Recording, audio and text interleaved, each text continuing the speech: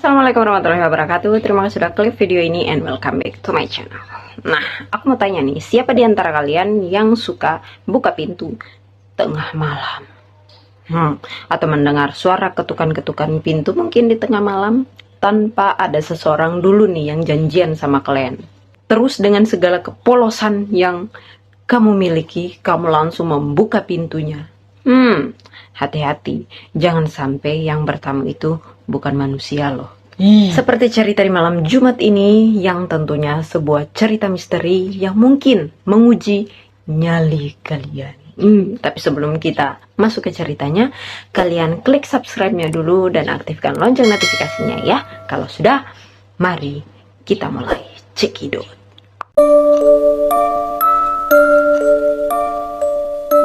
Jadi ceritanya gini nih, dimulai saat itu Nilam dan suaminya bernama Haris pindah ke sebuah desa terpencil.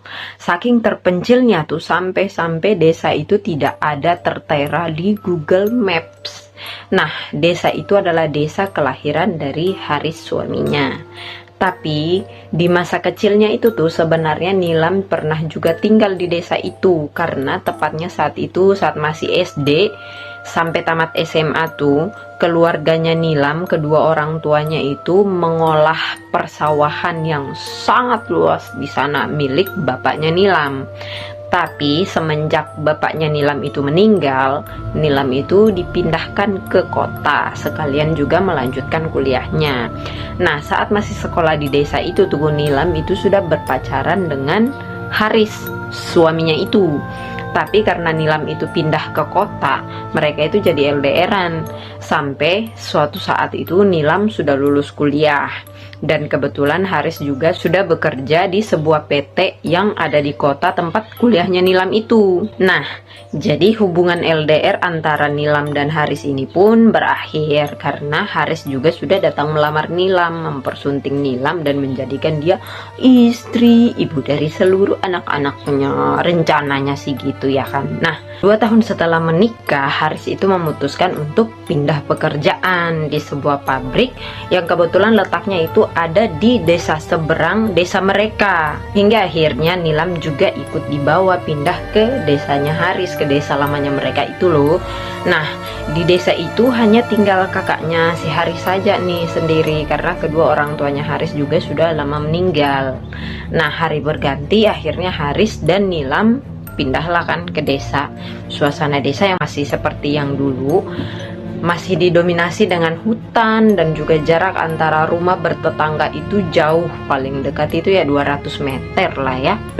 Nah, rumah peninggalan orang tuanya Haris itu yang saat itu sudah ditinggali sama Mbak Vita namanya, kakaknya Haris ini, jadi iparnya Nilam kan. Letaknya itu ada di sebuah perempatan jalan. Nah, jalan itu tuh ada yang menuju ke kampung sebelah, ada juga jalan yang mau menuju ke kota, dan juga jalan menuju ke kuburan keramat katanya orang-orang situ kan.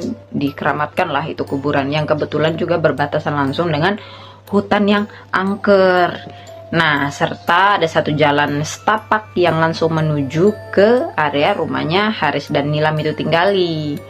Nah, dari awal kedatangannya Nilam di desa itu tuh, kakaknya Haris alias Mbak Vita ini sudah mengingatkan Nilam kalau di desa itu tuh pamali buka pintu tengah malam. Kalau ada yang ketok-ketok pintu di atas jam 10 malam, jangan dibuka pintunya, karena bisa saja yang bertamu itu bukan manusia. Nah, Nilam itu saat itu bilang oke mbak. Tapi nih, meskipun merasa agak sedikit aneh gitu kan dengan pamali yang seperti itu, Nilam ini tetap menjalankan pamali yang disebutkan itu, tetap dipantang gitu loh. Sebenarnya juga Nilam masih mikir, loh kok sekarang tiba-tiba ada pamali ya, padahal dulu kan nggak ada. Tapi Nilam masih tetap sih tidak mau melanggar pamali yang ada itu kan, karena Nilam itu meyakini bahwa di setiap desa itu pasti ada larangannya. Ibarat kata di mana kita berada, di sana langit dipijak, di mana bumi dipijak, di sana langit dijunjung gitu loh. Maksudnya akan selalu ada adat istiadat daerah setempat yang harus dihormati dan dihargai gitu loh. Tidak terasa akhirnya 2 bulan sudah Nilam ada di desa itu. Suaminya juga kerjanya alhamdulillah lancar-lancar saja, masuk pagi pulangnya sore terus, karena memang kayak gitulah schedule dari tempat kerjanya suaminya ini. Nah paling telat itu karena disuruh lembur aja, itu pun jam 9 atau jam 10 malam udah sampailah di rumah kan. Nah hingga di malam itu Haris itu terlambat pulang kerjanya, sudah jam 11 malam belum juga pulang. Nah Nilam yang dari tadi itu menunggu suaminya ini untuk pulang, dia tuh sambil baca-baca buku di ruang tamu rumah. Nah karena khawatir juga kok suaminya nggak ada kabar, ditelepon juga nggak bisa. Jadi Nilam ini untuk menepis sedikit rasa khawatirnya itu dia sambil baca buku lah kan, sambil nunggu-nunggu suaminya pulang. Si Nilamnya juga sebenarnya mikir kok tumben-tumbennya gitu ya Mas Haris nggak pernah ngasih kabar sama sekali, ditelepon nggak bisa, minimal SMS juga gitu nggak ada. Nah sudah hampir jam 12 malam nih, belum ada kabar juga nih dari si Haris ini. Akhirnya Nilam itu coba-coba kan telepon lagi nomor suaminya, tetap juga nggak aktif. Nah saat Nilam itu lagi sibuknya utak-atik HP-nya itu tuh, tiba-tiba saja Mbak Vita itu keluar dari kamarnya. Rencananya Mbak Vita itu mau ke dapur, mau ambil air minum kan, tapi tidak sengaja Mbak Vita iparnya Nilam ini, kakaknya Haris, dia itu keluar kamar terus menoleh ke arah ruang tamu. Dia lihatlah di situ ada Nilam yang ternyata belum tidur. Nah lalu akhirnya Mbak Vita ini datanglah ke Nilam terus bertanya, loh kok Bumil belum tidur, Bumil nggak boleh begadang loh. Tapi Nilam bilang lagi tunggu Mas Haris mbak tidur aja dulu. Nah karena melihat jam sudah dekat jam 12 malam, akhirnya Mbak Vita itu bilang, sudah Lalam kamu tidur aja dulu, mungkin Mas Haris itu disuruh lembur. Lagi pula dia itu nggak mungkin pulang jam segini, karena kamu tahu kan pamali desa ini gimana, jam 10 malam itu nggak boleh lagi buka pintu. Jadi tidak mungkin ada orang berada di luar rumah di atas jam 10 malam. Nah mendengar hal itu tuh Nilam itu kayak mungkin juga kali ya. Baru saja Nilam dan Vita ini mau masuk ke kamar, tiba-tiba saja ada suara ketukan pintu, tok tok, tapi cuma 2 kali doang, nggak ada juga orang yang beri salam gitu kan. Biasanya kalau ada ketuk pintu tok tok tok assalamualaikum, itu nggak ada, cuma 2 kali ketukan tok tok. Nah Nilam ini yang semangat dan antusias juga kan, dikiranya suaminya itu pulang, dia langsung mau cepat-cepat mau buka pintu, tapi belum sempat Nilam buka pintu langsung ditahan oleh Mbak Vita. Nilam langsung bertanya, loh kenapa Mbak, aku mau buka, Mas Haris sudah pulang. Tapi Mbak Vita itu bilang nggak mungkin itu Haris, nanti Mbak yang buka, gitu katanya.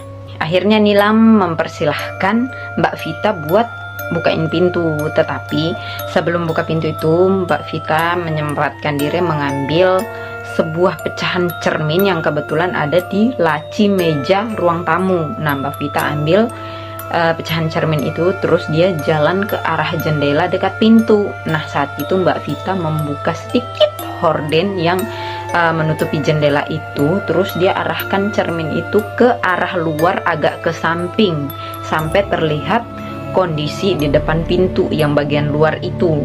Nah saat itu tuh Mbak Vita tiba-tiba saja matanya melotot kan. Nah karena penasaran melihat ekspresi Mbak Vita ini, Nilam itu akhirnya juga datang mendekat ke Mbak Vita, lalu melihat juga ke arah cermin yang dipegang sama Mbak Vita itu. Saat itu juga Nilam ikut-ikutan melotot karena melihat sosok perempuan berambut panjang, kotor, kusut, pakai baju terusan warna putih, dan itu kucel banget, kotor banget, kayak berlumpur-lumpur gitu lah weh. Dan sepertinya itu tuh kakinya kayak melayang, nggak napak tanah gitu loh. Nilam itu yang sama kagetnya dengan Mbak Vita. Mereka berdua itu gemetar ketakutan. Untung saja Nilam itu nggak langsung buka pintu loh tadi. Dia tuh pikirnya, untung aja aku lihat tadi itu nggak langsung buka pintu. Kalau enggak, Nah belum selesai tuh rasa takutnya Nilam sama Mbak Vita saat itu tuh, tiba-tiba sosok itu memanggil nama Nilam. Nila, itu kan. Terus diiringin dengan tawa khas Kunti yang serem banget itu loh. Ih. Nah, Nilam itu semakin ketakutan dong, sampai-sampai tuh jantungnya kayak mau copot. Nah, Nilam dan Mbak Vita saat itu langsung duduk meringkuk di bawah jendela dekat pintu itu sambil mereka itu berpelukan karena ketakutan. Ih. Nah, selang beberapa menit tuh hantu itu akhirnya pergi juga gitu loh. Udah nggak kedengaran lagi suara apa-apa di depan pintu. Nah, buru-buru tuh Mbak Vita sama Nilam memanfaatkan kondisi, pergi langsung lari ke dalam kamar. Mereka tuh pakai selimut, tutup diri, terus tidur. Saking ketakutannya itu tuh Mbak Vita jadi lupa gitu lah rasa hausnya. Mau ke dapur pun, mau ngambil air minum, dia nggak berani. Ih, sampai menjelang pagi tuh mereka tidur. Akhirnya udah, untungnya sih malam itu aman ya, nggak ada gangguan lagi. Ih, terus di pagi harinya itu tuh kurang lebih jam 7 pagi, Nilam itu rencananya mau ke sungai, mau cuci pakaian. Saat itu sesampainya di sungai, Nilam itu melihat ada ibu-ibu di situ yang ternyata udah banyak banget. Mereka itu ada yang mencuci piring, ada yang cuci baju, ada juga beberapa anak-anak dan juga bapak-bapak lagi mandi gitu lah kan. Selain itu juga di pinggir sungai itu kan ada sawah. Nah, di situ juga udah banyak para petani yang sedang menggarap sawahnya. Nah, tanpa susah payah nih, karena Nilam juga itu orang yang friendly, jadi dia cepat membaur gitu dengan ibu-ibu sana. Dia juga langsunglah nyuci-nyucikan sambil mencuci, sambil mendengarkan gosip para ibu-ibu yang sedang hot-hotnya di pagi hari seiring naiknya mentari. Nah, gitu kan. Nah, hari itu Nilam itu mendengarkan gosip para ibu-ibu ini yang sedang menceritakan sosok kuntilanak yang ternyata nggak cuma rumahnya doang yang diketok-ketok, tapi rumah para warga yang lain juga tuh diketok-ketokin gitu loh. Makanya sampai di desa itu ada pamali buat membuka pintu di atas jam 11 malam. Pokoknya tengah malam gitu dilarang lah buka pintu. Nah, saking fokusnya nih Nilam mendengarkan cerita itu tuh, karena para ibu-ibu itu menggosipkan tentang kuntilanak yang mereka sebut itu kuntilanak Marni, yang katanya mati karena dibunuh gitu loh, orang yang tidak dikenal. Pokoknya dia tuh dibunuh, terus karena mati penasaran, makanya dia gentayangan gitu loh, selalu minta tolong dan ketok-ketok pintu rumah orang gitu lah weh. Nah, saking asiknya mendengarkan gosip ibu-ibu nih, tanpa sadar ternyata di sungai itu udah sedikit gitu loh orangnya, tinggal beberapa ibu-ibu doang yang lagi mencuci. Dan juga sudah ada Mbak Vita yang datang menjemput Nilam. Saat itu Mbak Vita manggil Nilam, "Nilam, ayo pulang Lam, sudah agak siang." Nah, kebetulan juga Nilam sudah selesai mencuci, akhirnya dia juga pamit dan pulang ke rumahnya. Nah, gosip yang didengar sama Nilam tuh berakhir tuh hari itu. Nah, akan tetapi sesampainya di rumah nih, Nilam menceritakan gosip yang baru didengarnya itu sama ibu-ibu tadi kepada Mbak Vita. Cuma Mbak Vita bilang itu katanya, "Udahlah, intinya nggak boleh buka pintu tengah malam, itu aja lah Lam. Kamu jangan melanggar pantangan itu." Nah, oke lah, Nilam nggak banyak tanya lagi, nggak banyak cincong lagi, dia langsung, "Oh ya Kak, oke." Nah, setelah selesai menjemur, Nilam itu langsung mandi dan naik ke atas rumah, dia tidur. Nah, akan tetapi nih ternyata tidurnya Nilam ini mungkin karena kecapean atau apa, kebablasan gitu loh sampai maghrib. Nah, pada saat bangun di jam maghrib itu tuh, Nilam ini merasa gerah gitu, dia panas, dia pengen mandi lagi. Akhirnya dia ke arah dapur, mau keluar kan, mau ke arah dapur, mau keluar karena mau mandi. Saat itu ketemu sama Mbak Vita yang lagi masak. Mbak Vita bilang, "Lam, kamu mau kemana?" Si Nilam bilang katanya, "Aku mau mandi Kak, aku gerah banget, takutnya nanti aku nggak bisa tidur sebentar malam kalau nggak mandi." Nah, saat itu Mbak Vita sempat melarang Nilam sih, katanya, "Udah Lam, kamu nggak usah mandi, ini sudah masuk maghrib, nggak boleh ibu-ibu hamil itu mandi saat maghrib, takutnya ada yang ngikut-ngikutin gitu loh kan." Apalagi kamar mandinya itu ada di luar rumah, sekitar 5 meter lah dari rumah induk kan. Akan tetapi tuh di samping apa namanya kamar mandi itu sekitaran 20 meter ada rumpun bambu gitulah. Pokoknya tahu kan kalau rumpun bambu itu, ih, ngeri lah weh. Nah, saat itu Nila maksa, agak sedikit maksa nih, "Nggak apa-apa Mbak, nggak apa-apa, saya mau mandi cepat aja kok, daripada nggak bisa tidur kan Mbak ntar malam." Nah, akhirnya Mbak Vita ini, "Udahlah, oke ya sudah, kamu mandi cepat ya, jangan lama-lama, karena ini sudah masuk maghrib loh."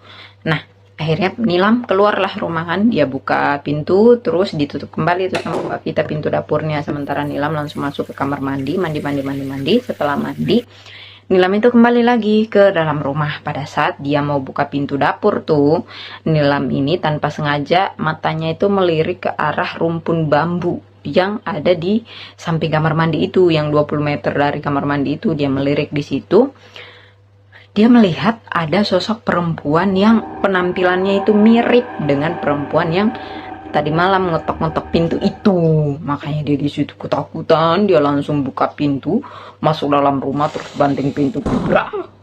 Nah, Mbak Vita kaget dong, loh kenapa lah? Kok kamu ini banting-banting pintu sih?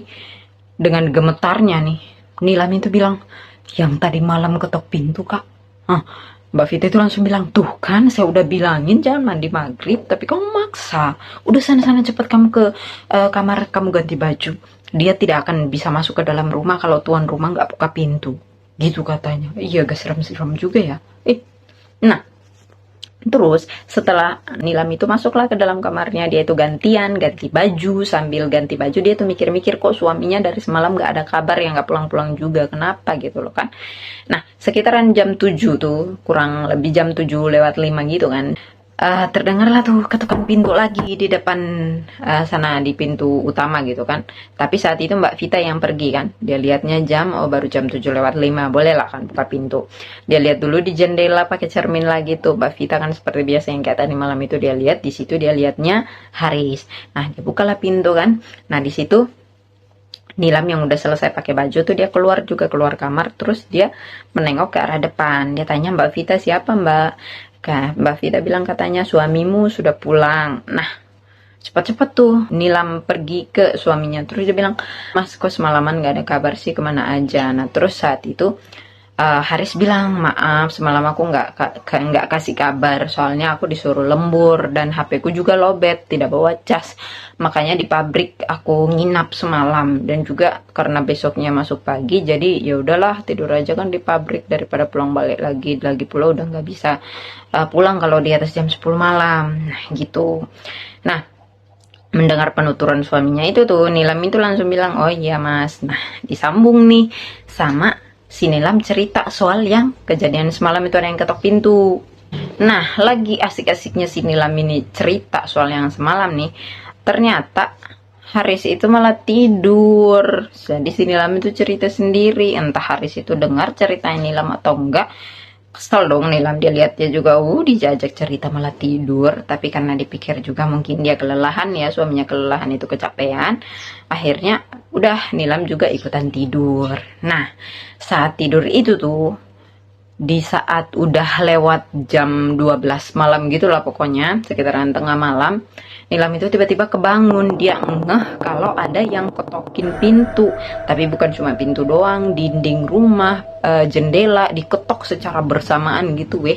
Bayangkan itu seribut apa. Nah, saat itu Nilam yang ngeh kalau ada suara berisik yang ketok-ketok pintu itu, dia langsung bangun tapi cuma duduk doang. Dia nggak berani beranjak dari tempat tidur, dia cuma duduk doang.